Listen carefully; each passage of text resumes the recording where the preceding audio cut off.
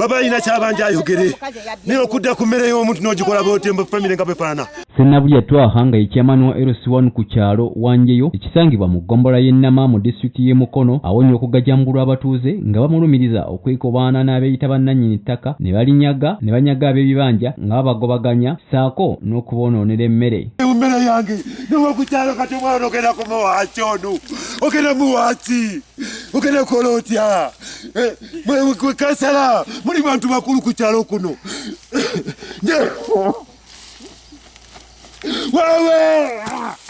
Bino okubaawo kiddiridde ssentebe ono okuwa olukusa mukyala Nakitto Ruth ne banne abalala nga bano be bamu ku abo abeeyita bannannyini ttaka nga lyo liweza obunene bwa yika 10 era nga liriko abatuuze b'ebibanja wamu n'ebyobugagga byabwe. Pulezidenti Museveni tumusaba atugyeko abantu ababbi. Museveni wera ababbi b'ettaka.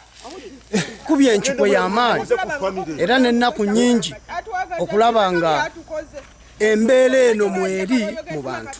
Swipe Mubiru nga ono ye nannyini nnimiro eyonooneddwa agamba nti akulidde ku kibanja kino era nti nannyini ttaka omutuufu yamweyanjulira amumanyi kyokka yeewuunya bannakigwanyizi gye bavudde okwonoona ebintu byabwe. Emmere eno gy'olaba emmere wano nduddewo wantu w'embeera nze takiweze njajja takiweza mukubira essuni nga jjajja ekinkulisa emmere yange kiki kye banjagaza jjajja ngambye nti tewali Swipe nze sinasindikako bantu kujja kuula mmere eyo naye nga nakola ki wano wolaba mbaddewo okuva 79 tata wange abadde wano yali wano 1952. Ono era asabye bekikwatako okumuyamba afune obwenkanya kubanga talina kyagenda kuliisa baana so nga n'emirimu gyaggalwawo olw'ekirwadde kya COVID-19. Bannaye tunuulira olabe n'emmere y'omuntu maama nera omusajja njagala otunye oli muntu mukulu olaba amazima bana bagenda kubyaki bano. Oluvannyuma kansala Nyanzi Godfrey akubidde mukyala Nakitto essimu okukakasa obanga be bakozesa ejjoogo lino n'amuddamu nti kituufu wabula bakolera ku biragiro bya ssentebe ekintu ekinyiiziza abatuuze.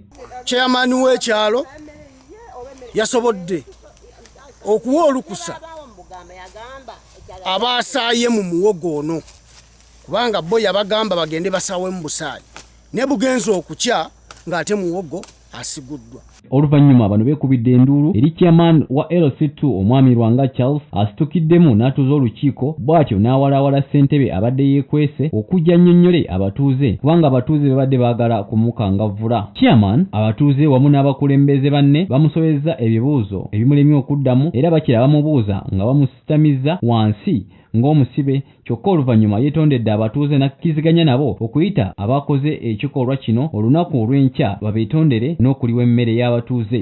Kuba kati ennimiro y'omuntu gy'alimiramu ogambye nti ate ngenda kusaawa omubuuza ogenda kusaawa muti chairman bwe bakubuuza ne bakusaba lukusa ogenda kusaawa bakugamba bagenda kusaawa ki.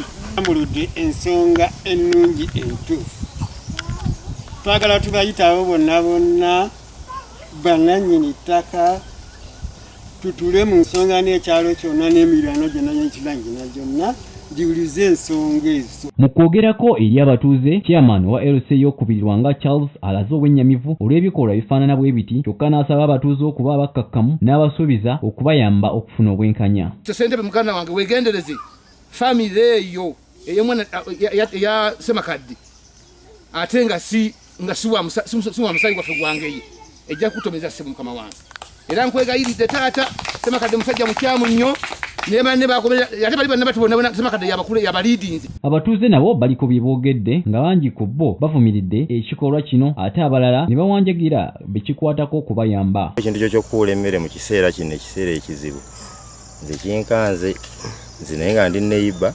abo ku kitundu batuyambe ku kino ekintu ekituuseewo kubanga emmere gye tubadde tulina okulya mu kana akaseera luno batuyimiriza okusoma okukola tewali mirimu. Derek Kadu, Arafat Musoke, STV Select ey'enjawulo.